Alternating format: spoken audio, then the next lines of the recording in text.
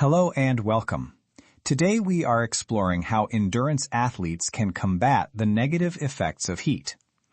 When exercising in high temperatures, an athlete can lose over 3% of their body weight in fluid. This level of dehydration significantly harms performance, so preparing the body beforehand is critical. A strategy called hyperhydration involves increasing your body's total water content before an event.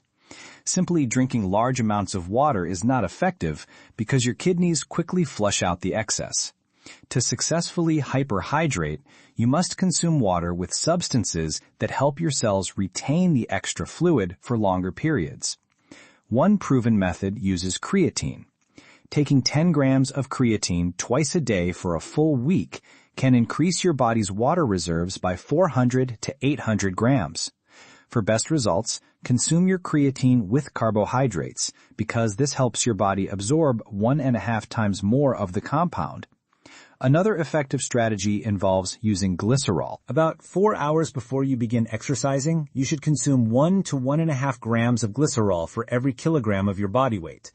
Mix this dose into 1.5 to 2 liters of water to achieve a fluid retention of 400 to 800 grams. Researchers at the University of Glasgow investigated combining these two methods in a study published in the Journal of International Society of Sports Nutrition. They gave 15 male long-distance runners a specific mixture for 1 week.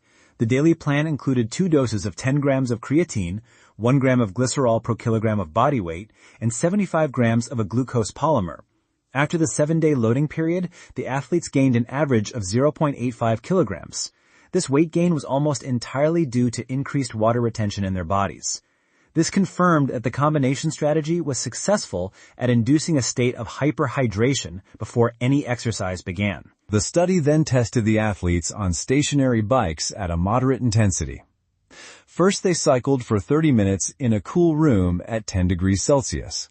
Then they immediately cycled for another 30 minutes in a hot, humid room at 35 degrees Celsius and 70% humidity. During the cool portion of the test, the hyperhydration had no effect on the athletes' bodies. However, the results were very different in the hot environment. The hyperhydrated athletes experienced a lower heart rate, a lower core body temperature, and reported feeling much less fatigued than they otherwise would. This research shows that hyperhydration with creatine and glycerol is a targeted tool for managing heat stress. It helps the body stay cooler and reduces cardiovascular strain, specifically during exercise in hot conditions. The strategy did not change the athlete's maximal oxygen uptake or fuel use, likely because the exercise was not long or intense enough. It is important to understand the specific application of this technique. While some theories suggest that weight loss from sweat can make movement easier, this strategy is not about peak performance in cool weather.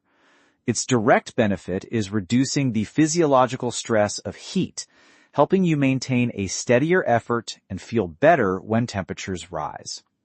The key takeaway is a clear protocol for endurance athletes competing in the heat. A 1-week loading phase using both creatine and glycerol significantly boosts your body's fluid reserves.